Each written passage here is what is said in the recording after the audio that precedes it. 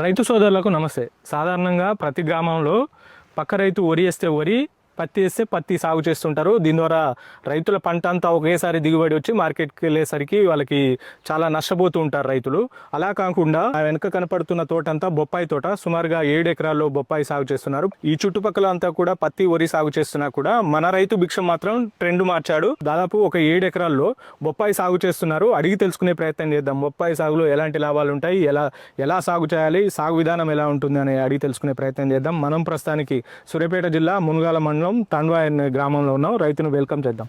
Sir నమస్తే. నమస్కారం అండి. మిషన్ గారు, మొదటగా చెప్పండి, మీ చుట్టుపక్కల ఉన్న ప్రాంతాలు మొత్తం వరి, పత్తి ఇలాంటి సాగు చేస్తున్నారు. మీరు మాత్రం ఒక అడుగు ముందు వేసి బొప్పాయి సాగు చేస్తున్నారు. అసలు ఇటు సైడ్ ఎందుకు రావాలనిపించింది? మేము అంటే కరోనా టైంలో మా వాళ్ళు బంధువులు ఖమ్మం జిల్లాలో ఉంటారు. వాళ్ళు బొప్పాయి వేయడం జరిగింది. అంతకు ముందు అంటే కరోనా టైం 2020 కంటే ముందు కూడా బొప్పాయి పంట బాగుంది, ఆదాయం బాగుందని మాకు అగ్రికల్చర్ ఆఫీసులో బంధువు అని చెప్పిండు. ఇక్కడ వరి పొలాలు వేస్తే దానికి వచ్చి ఆదాయాన్ని దీన్ని 2 క్యాల్కులేషన్ చేసుకొని మెట్ట పంటల వైపు కూడా తోటల వైపు కూడా వెళ్తుంటాం. అదే బొప్పాయి వైపు వెళ్తే వెళ్ళడం చూద్దామనే ఉద్దేశంతో ఇటు సైడ్ రావడం జరిగింది. సో ఇది ఏ రకం సార్? ఇప్పుడు మేము వచ్చింది 15 రకం ఇడ్లేడి పెట్టారు. సో దాని తర్వాత మళ్ళీ ఇది ఇటు సైడ్ వచ్చాను. మళ్ళీ గ్యాప్ పంట మార్పులు వచ్చిన తర్వాత మళ్ళీ ఇటు సైడ్ వచ్చాను. సో ఎప్పుడు అదే రకం పెడితే బాగోదు అని చెప్పేసి మళ్ళీ మార్చారా? అంటే అప్పుడు తైవాన్ రెడ్ లేడీ వేస్తే ఏమవుతుందంటే అది వైరస్ వస్తుంది సార్, తట్టుకోలేవట్లే కొన్ని తెగుళ్ళకి. అయితే దాన్ని ఏమంటే 15 నెంబర్ అనేది తెగుళ్ళు తట్టుకుంటుంది అంటే దాన్ని మార్చేసి మళ్ళీ దీన్ని తీసుకోవడం జరిగింది. ఇప్పుడు మీరు సాగు చేసేది 15 నెంబర్. సో అంటే వేరే పంటకి ఈ బొప్పాయి సాగుకి తేడా ఏంటి అసలు? ఆ పంటతో పోల్చుకుంటే దీనికి మార్కెటింగ్ అంటే రేటు బాగుంటే ఆదాయం కలిసి వస్తుంది. ఇంకోటి ఏంటంటే ఫ్రూట్స్ ఎప్పుడైనా అవసరం కదండి, అందరికి బాగా యూజ్ అవుతుంటది. ఇప్పుడు జ్వరాల టైం కానీ ఇవే కాకుండా బయట కూడా మార్కెటింగ్ బయట రాష్ట్రాలకి, అదే కాకుండా ఇంకా బయటికి పోతుంది. ఆ బొప్పాయి అనేక రకాలుగా ఇప్పుడు పేట్లెస్ అవ్వడం అయినప్పుడు అలాంటి మెడిసిన్ కానీ ఇంకా ఏదైతే మనకు తెలవకుండా కూడా చాలా ఇటుకి యూజ్ అవుతుందని అవి రేట్లు బాగున్నప్పుడు కొద్దిగా మనకు కూడా మిగతా 20 ఎకరాలు చేసేదానికంటే కొద్ది తక్కువ మొత్తం చేసుకొని వీటిని చూసుకుంటే కొద్దిగా ఆదాయం కూడా ఎక్కువ ఉంటుంది కదా. మనం కూడా ముందుకెళ్ళడానికి బాగుంటుంది. ఖర్చులు కూడా పిల్లల చదువులు కానీ ఆ తర్వాత ఏదైనా పెళ్ళిళ్ళు ఉంటాయి కదా, ఎంతో మంచిగా వచ్చి మనకు ఆదాయ వనరులు పెరుగుతాయి కదా అండి.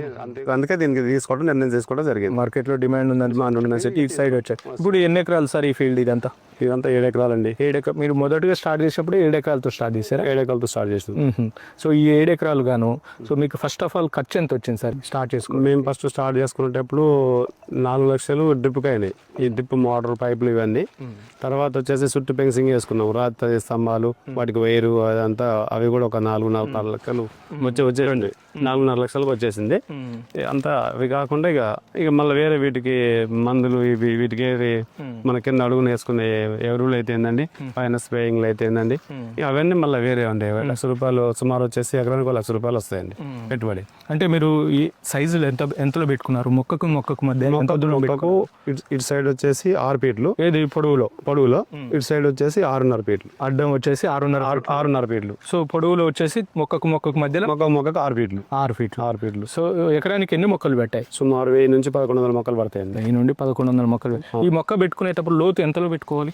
మేము అంటే ఈ మొక్క అంటే ఇప్పుడు దీన్ని బాగా మెత్తగా ప్లవ్ తోటి ట్రాక్టర్ తోటి బాగా మెత్తగా లోతుగా దున్నుకోవాలి దుక్కి. దానికంటే ముందు ఏం చేస్తామంటే పశువుల ఎరువులు కానీ, పశువుల ఎరువులు ఉంటే ఎకరానికి ఒక 5 ట్రాక్టర్లు వచ్చేసి పశువుల ఎరువులు వేసుకుంటాము. దాంతోపాటు సూపరు అవే ఉంటే వాటి మీద చల్లేసుకొని నోరు దుబ్బల దుక్కి మీదనే చల్లేసుకొని ప్లవ్ ట్రాక్టర్ తోటి లోతుగా దున్నుకోవాలి. బాగా లోతుగా దున్నుకుంటే కట్ట కొంచెం బాగా మందం పడుతుంది. మందం పడితే ఏమైందంటే మనం మొక్క వేసుకున్నప్పుడు ఈ ఏరంతా ఆ కట్టలో లోపల ఉంటుంది కాబట్టి ఎక్కువ పోషకాలు తీసుకొని చెట్టు ఈ కాండం లావు వస్తాయి.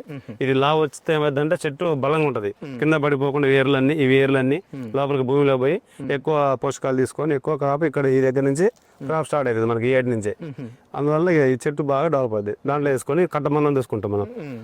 అప్పుడు మనం ఏం చేస్తామంటే ఆ ట్రాక్టర్కి ఉన్న కల్టివేటర్ తోటి దాన్ని కొలత పెట్టుకొని దాని కొలత ప్రకారంగా ఈ బోదలు దోసుకుంటాం.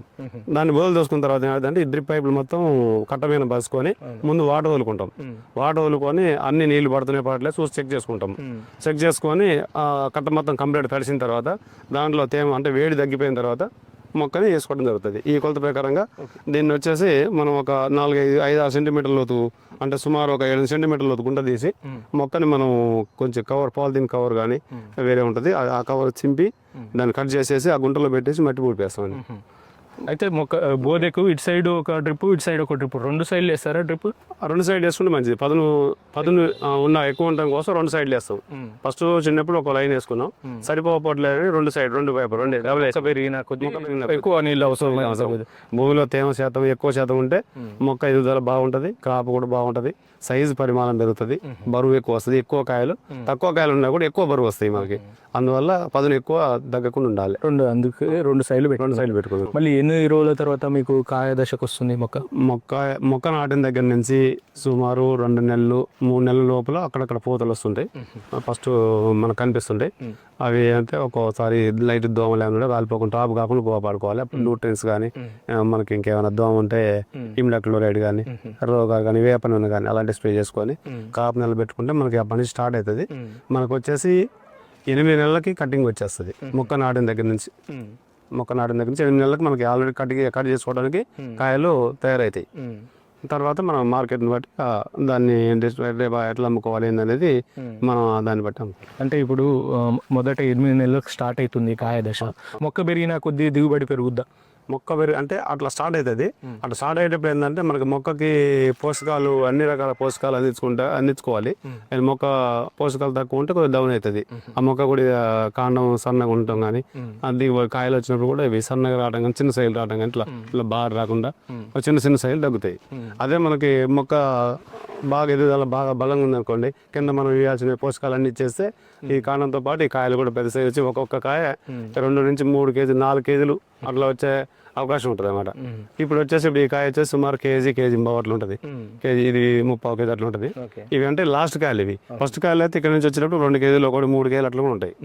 అంటే ఫస్ట్ స్టార్టింగ్ లో క్వాలిటీ ఎక్కువ వస్తుంది. అది పెరుగుతా లాస్ట్ స్టేజ్ వచ్చింది. ఇప్పుడు 2-3 నెలల తర్వాత వెళ్ళిపోద్ది. దీనికి ఇప్పుడు వచ్చేసి ఇది ఈ రింగ్ స్పాట్ అంటారు దీన్ని.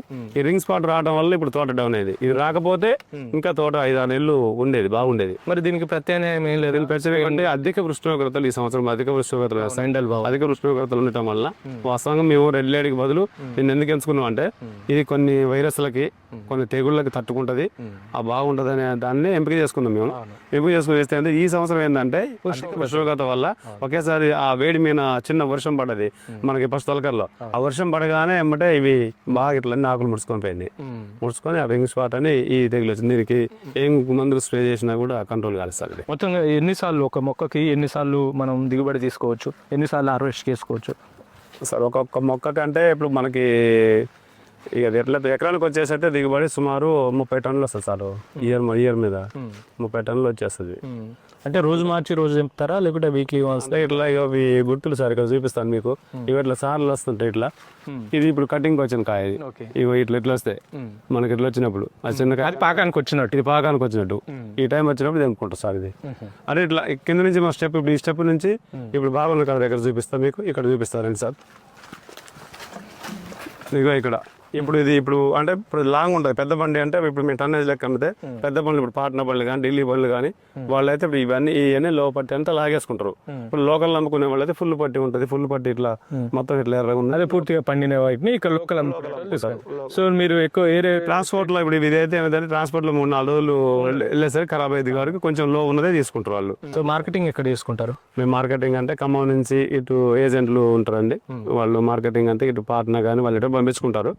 వాళ్ళు వస్తే ఇక్కడ రేట్ మాట్లాడుకొని వాళ్ళకి టన్నేజ్ లెక్క ఇచ్చాం. మేము తెంపినప్పుడల్లా ఎన్ని టన్నులు వస్తాయి? తెంపినప్పుడు అంటే ఇక ఫస్ట్ స్టార్టింగ్ ఎప్పుడైతే తెంపినప్పుడల్లా 15 టన్నులు ఒక 10 రోజుల గ్యాప్లో 15 టన్నులు అట్లా వస్తుందండి. 10 రోజులకు ఒకసారి 20 రోజులు కానీ పక్క 20 రోజులు అయితే 20 రోజులకు ఒకసారి 15 నుండి 10 టన్నులు తెంపుకుంటారు. ఎకరానికి వచ్చేసి 2-3 టన్నులు వెళ్తుంది. మొత్తం ఇది 6.5 ఎకరాలు అన్నారు. సో తెంపుకున్నప్పుడల్లా 10 నుండి 15 టన్నులు ఒక్కోసారి హెచ్చు తగ్గులు అటు ఇటు. ఒక 2-3 రోజులు దాడితే ఇంకొక 5 టన్నులు ఎక్స్ట్రా వెళ్తుంది, అట్లా వెళ్తుంటుంది. సో దీని డిమాండ్ ఎట్లా ఉంటుంది మార్కెట్లో, దీని ధర ఎలా ఉంటుంది అంటే క్వాలిటీని బట్టి ధర ఉంటుందా క్వాలిటీని బట్టి ఉంటుంది, లేకుంటే టన్నేజ్ సైజుని బట్టి, కాయ సైజుని బట్టి, అన్నిటిని బట్టి ఉంటుంది. దాంతో పాటు ఇప్పుడు అన్ని తోటలు ఇవి కూడా వరి పొలాలు అనుకుంటే మనం ఇంతకుముందు వాటిలాగానే ఇవి తోటలన్నీ వచ్చినప్పుడు ఆ డిమాండ్ కొంచెం తక్కువ ఉంటుంది, ఎందుకంటే ఎక్కువ ఉంటాయి కదా. ఇవి టైం ఇప్పుడు పాకానికి వచ్చింది కాయ, ఇప్పుడు మనం 10 రోజులు ఆగాలంటే ఆగదు. ఇప్పుడు దీన్ని ఇప్పుడు తెంపుకోవాలి, మార్కెట్లో ఏ ధర ఉన్నా అమ్ముకోవాలి, చేదారని అమ్ముకోవాలి. అప్పుడు మాకు ఇప్పుడు ఈ సంవత్సరం స్టార్టింగ్ లో నుంచి రేట్ ఏమంటే రంజాన్ టైంలో ఎక్కువ రేట్ ఉంటుంది వాస్తవంగా. రంజాన్కి ఎక్కువ వేస్తారు, ఆ మంత్ మొత్తం నెలంతా ఆ రంజాన్ అంత బయటికి పోతాయి, ఎక్కువ పోతాయి, సేల్ బాగుంటుంది. ఆ టైంలో వేస్తాం. ఆ టైం తర్వాత మార్కెట్ డౌన్ అవుతుంది. ఒక టన్ ఎంత కమ్ముకున్నారు ఈ సంవత్సరం? ఒక టన్ అంటే వచ్చేసి 5 రూపాయలు కూడా అమ్మినా సార్ కేజీ. మేము అంటే 5,000 కూడా 5,000 కూడా ఉన్నాయి. హైయెస్ట్ ఎంత కమ్ముకున్నారు? హైయెస్ట్ అంటే 10-12 రూపాయలు అమ్మినా సార్ ఈ మధ్యన, అంటే 12,000 టన్. సో మీరు తెంపుకున్నప్పుడల్లా ఎంత వచ్చేది ఖర్చులు పోను? ఆ తెంపుకున్నటువంటి రేట్ని బట్టి సార్, అది రేట్ని బట్టి వస్తుంటది. ఇప్పుడు ఉన్నటువంటి పరిస్థితులు అయితే సరే కొంచెం ఫస్ట్ డౌన్ ఉన్నా ఇప్పుడు కొంచెం పర్వాలేదన్నా ఎకరానికి వచ్చేసి పెట్టుబడి పోను ఒక 1,00,000 రూపాయలు అట్లా మిగులుతాయి సార్. పెట్టుబడి పోను 1,00,000 రూపాయలు పెట్టుబడి పోను సుమారు. 6 ఎకరాలకు గాను ఈ ఖర్చులు మంచిగా ఉంటే మార్కెటింగ్ మంచిగా, రేట్ మంచిగా ఉండాలి, పంట కూడా మంచిగా పండాలి, పండితే మంచిగా ఉంటుంది సార్, రిస్క్ ఉండదు. ఏ రకం అన్నారు? 15 నెంబర్ 15 నెంబర్ ఇది. Right right, thank you sir. So మొత్తంగా అయితే ఇది ఇక్కడ రైతు భిక్షం గారి అభిప్రాయం. ఈ బొప్పాయి సాగు చేసేవారు ఎవరైనా ఉంటే సో మే జూన్ నెలలు ఏవైతే ఉంటాయో ఆ నెలలో స్టార్ట్ చేసుకుంటే రంజాన్కి మంచి రేట్ ఉంటుంది, కాబట్టి రంజాన్కి మీకు దిగుబడి వచ్చేలాగా ఈ మొక్కలు అయితే నాటుకోవాలని చెప్పేసి రైతు భిక్షం గారు చెప్తున్నారు. సో సుమారుగా తను ఒక 7 ఎకరాల్లో సాగు చేస్తున్నారు. 7 ఎకరాలకు గాను 4 లక్షలు ఖర్చు అయిందని చెప్తున్నారు.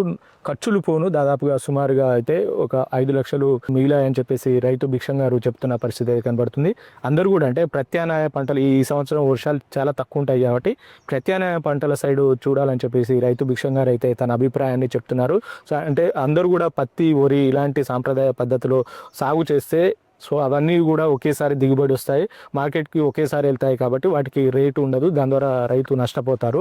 సో అలా కాకుండా సో పక్కన మార్కెట్లో లేని ఐటమ్ ఏదైతే ఉంటుందో, మార్కెట్లో డిమాండ్ ఉండే ఐటమ్ ఏదైతే ఉంటుందో దాన్ని మనం పండించగలిగితే రైతు ఎప్పుడైనా కోటేశ్వరుడు అవుతాడని చెప్పేసి రైతు భిక్షం గారు తన అభిప్రాయాన్ని చెప్తున్న పరిస్థితి కనపడుతుంది. Thank you.